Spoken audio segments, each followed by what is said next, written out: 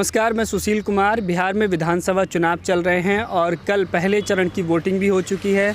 माना ये जा रहा है जिस तरह से रुझान आ रहे हैं, भारी तादाद में लोगों ने सड़कों पर निकलकर अपने मत का प्रयोग किया है और ऐसे में ये माना जाता है कि जब भारी संख्या में जो है जनता वोट करती है तो कहीं ना कहीं वो बदलाव की तरफ जो है वो इशारा करता है। ये चीज़ें मेरे साथ में ओम सुधा जी हैं जो कि सामाजिक और राजनीतिक मुद्दों पर अच्छी समझ रखते हैं। हम उनसे बात करेंगे कि वो इस पूरे सिनेरियो को किस तरह से देखते हैं और साथ ही साथ ईवीएम भी जो है एक बड़ा मुद्दा रहा है और कल जिस तरह से जो चुनाव हुए हैं वहाँ पर भी जो है ईवीएम की तमाम जगहों से जो है ईवीएम की गड़बड़ी की खबर आई है।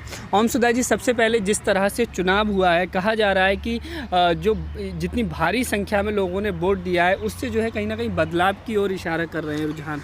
बिल्कुल, इस बार का चुनाव ऐसे कहा भी जा रहा है कि इस बार का चुनाव महज चुनाव नहीं है, बल्कि ये बिहार के लोगों का आंदोलन है, बिहारी लोगों की अस्मिता का आंदोलन है।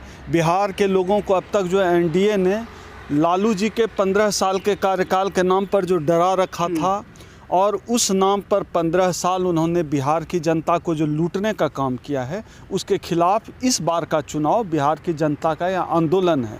और देखिए, ये मैं इसलिए भी कह रहा हूँ कि अभी कोरोना का दौर चल रहा है और ऐसे समय में उम्मीद नहीं थी कि लोग उतरेंगे वोट देने, लेकिन देखिए वोटिंग परसेंटेज बढ़ तो नहीं रहा है कहीं, लेकिन कम भी नहीं हो रहा। 54% के करीब माना, कमी भी पिछले बार भी यही एवरेज रहा था। तो कोरोना में था एक कि कम हो सकता है, लेकिन कोरोना के दौर में भी लोग वोट देने निकल रहे हैं। जाहिर सी बात है, इस सरकार, यह जो एनडीए की सरकार है, यह जो नीतीश और सुशील मोदी की यह छल फरेब और झूठ की यह जो सरकार है, उत्पीड़न की यह जो सरकार है, इस सरकार के खिलाफ लोगों के अंदर ज़बरदस्त गुस्सा है। लोग कोरोना से भी नहीं डर रहे हैं और लोग वोट देने निकल रहे हैं। ये सरकार के खिलाफ गुस्सा है और बिहार की जनता ने इस बार के चुनाव को आंदोलन के तरह ले लिया, इसलिए लोग सड़क पर उतर रहे हैं और परिवर्तन होगा। आप देखिएगा कि इस बार बिल्कुल जो बिहार में चुनाव परिणाम आएंगे 10 तारीख को,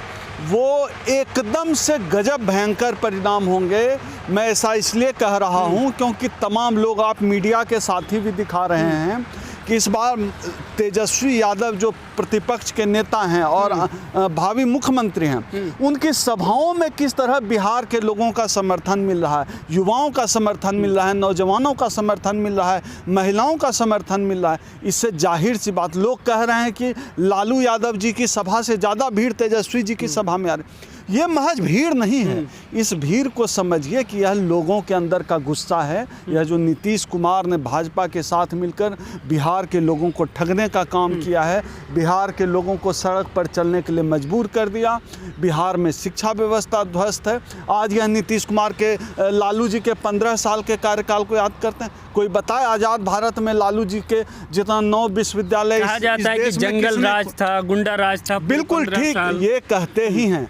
जब इस देश का दलित पिछड़ा, जिसको खटिया पर बैठने की औकात नहीं थी सवर्णों के सामने, वो आज सोफे पर बैठ रहे हैं, तो यह तो इन सवर्ण मीडिया वालों को तो यह जंगल राज लगेगा ही कि जो कल खटिया पे नहीं बैठ सकता था वो आज सोफे पर बैठ रहा है।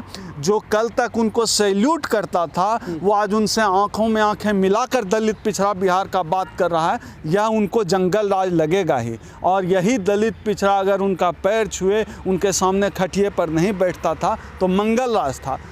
उत्तर प्रदेश में दलितों का शोषण हो रहा है, दलितों को दबाया जा रहा है, एक ठाकुर रूल कर रहा है तो वो मंगल राज है। और जब कभी कोई दलित पिछड़ा शासन करता है तो जंगल राज हो जाता है। ये सवर्ण मीडिया की है जो साजिश है, दलितों पिछड़ों को अपमानित करने का काम यह सवर्ण मीडिया और वो तमाम लोग जो आदरणीय लालू जी के कार्यकाल को जंगल राज बताते हैं, वो दलितों पिछड़ों का अपमान करने का काम करते हैं। ओम सुधा जी, कल जिस तरह से वोटिंग हुई है, इस बीच तमाम जगहों से ऐसी खबरें आई हैं जहां पर ईवीएम में गड़बड़ी पाई गई या ईवीएम ख़राब हुई, उसकी वजह से चुनाव भी काफ़ी देरी से जो है वहाँ पर मतदान प्रक्रिया शुरू हुई। उसके अलावा एक मुंगेर ज़िले से घटना सामने आई कि वहाँ पर आरजेडी के प्रत्याशी का, जो आरजेडी का चुनाव चिन्ह ईवीएम में होना चाहिए था, वो चुनाव चिन्ह ही नहीं था। इस तरह आप ईवीएम के मसले को देखिए, ईवीएम का मसला कोई आसान मसला नहीं है। एक बात कोई भी बता दे, कोई भी बताए एक बात कि आज तक जब भी ईवीएम खराब होता है तो वो सारा वोट बीजेपी को क्यों जाता है। अभी मुंगेर और नवादा से खबरें आ रही है कि ईवीएम में राष्ट्रीय जनता दल का बटन ही नहीं था। कभी ऐसा हुआ कि भाजपा का बटन गायब हो गया हो? बीजेपी का बटन गायब नहीं होता है। ईवीएम में गड़बड़ी हो तो सारी वोटिंग जो है क्यों बीजेपी के ही पक्ष में जाता है, कभी कांग्रेस या आरजेडी या समाजवादी पार्टी या बहुजन समाज पार्टी के पक्ष में क्यों नहीं जाता है? जाहिर सी बात है यह ईवीएम का खेल चल रहा है और इस मामले की पूरे तह तक जांच होनी चाहिए। एक सर्वदलीय कमेटी बने जो कि ईवीएम मामले में जांच करे। और हम मांग करते हैं, हम बतौर जनता भी मांग करते हैं, इतना बड़ा दुनिया का इतना बड़ा लोकतंत्र है भारत, अमेरिका जैसे देश में जब बैलेट से चुनाव हो सकता है और उन तमाम देशों में जो लोकतंत्र में विश्वास करते हैं, यकीन करते हैं, उन देशों में अगर बैलेट से चुनाव हो सकता है, इस देश में बैलेट से चुनाव क्यों नहीं हो सकता है? इस देश में बैलेट से चुनाव होना चाहिए। दूसरा मुद्दा आपने उठाया मुंगेर का। आप बताइए कि ये सरकार, एनडीए की सरकार कहती है हम हिंदुओं की सरकार हैं और हिंदुओं पर लाठीचार्ज कर रहे हैं। भाई ये क्या हो गया है? लोग हिंदू देवी दुर्गा को पूजते हैं, उसकी मूर्ति पकड़ कर बैठे हुए हैं और ये पुलिस प्रशासन, नीतीश कुमार की पुलिस, मोदी जी की पुलिस भक्तों पर लाठीचार्ज कर रही है। कितने शर्म की बात है। और ये कहते हैं कि हिंदुओं और ये हिंदुत्व का ठेकेदार बने हुए हैं। ये नकली हिंदुत्व के ठेकेदार नहीं हैं, ये असल में किसी के नहीं हैं। ये हिंदुओं के नहीं हैं, ये मुसलमानों के नहीं हैं, इस देश में यह सवर्णों को नहीं, सवर्णों के भी नहीं है। मैं ऐसा इसलिए कह रहा हूँ कि समाज में एक भ्रम फैलाया गया है कि जो है भारतीय जनता पार्टी सवर्णों की पार्टी है, लेकिन सच्चाई यह है कि ये भारतीय जनता पार्टी, एनडीए की सरकार, ये किसी की नहीं है। आप सोच कर देखिए, अगर तमाम सरकारी कंपनियों को बेच दिए गए, सरकारी उपक्रमों को बेच दिए गए हैं, जब नौकरी ही नहीं होगी तो आप कहाँ से सवर्ण और अवर्ण करेंगे? तो बेरोजगारी क्या सिर्फ दलितों पिछड़ों के ऊपर लागू होता है क्या? अगर नौकरी नहीं होगी तो उनको नौकरी, सवर्णों को नौकरी मिलेगी और सिर्फ दलित पिछड़े बेरोजगार होंगे? यह देश के सवर्णों को भी मूर्ख बनाने की साजिश है। 10% सवर्ण आरक्षण का जो है उनको चॉकलेट लॉलीपॉप पकड़ा दिया गया। अरे भाई नौकरी रहेगी तब तो 10%, 20%, 50% करोगे।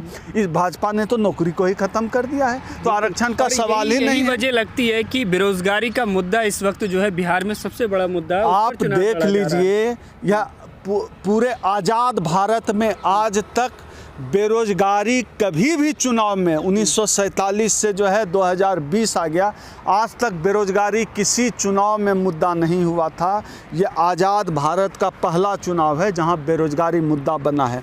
पूरे दुनिया में आज तक किसी भी देश के प्रधानमंत्री के नाम पर, राष्ट्रीय जन्मदिन पर राष्ट्रीय बेरोजगारी दिवस नहीं मनाया गया था। इस देश में प्रधानमंत्री के नाम पर राष्ट्रीय बेरोजगारी दिवस मनाया जा रहा है। इस सरकार के लोगों को, प्रधानमंत्री नरेंद्र मोदी को चुल्लू भर पानी में डूब मरना चाहिए। इनको तो नैतिक आधार पर इस्तीफा दे देना चाहिए, लेकिन इन लोगों से उम्मीद नहीं है। ये इन लोगों के अंदर नैतिकता ही नहीं है। ये नैतिकता के आधार पर इस्तीफा क्या देंगे? ये अनैतिक लोग हैं। इनका काम सिर्फ जनता का शोषण करना है, जनता को पाकिस्तान, चीन, हिंदू, मुसलमान, जाति और धर्म के नाम पर उलझा कर रखना है। इसके अलावा यह सरकार इस बार तो ये मुद्दे भी वहाँ पर बिहार में सब बिल्कुल, ये योगी गया था, योगी गया था वहाँ प्रचार करने। बिहार की जनता ने हुटिंग कर दी, कैसी कैसी गालियां दे दी। आपका कोई कह नहीं सकते हैं, आपके चैनल पे कहा नहीं जा सकता है। इतनी गंदी गंदी गालियां पड़ी। उन गालियों को उस प्रतीक के रूप में देखिए कि जनता के अंदर कितना आक्रोश है। या जो राम मंदिर का जो काट का हांडी है, कितना भारतीय जनता पार्टी चढ़ाएगी। और यह योगी, इस योगी से तो उत्तर प्रदेश संभल नहीं रहा है।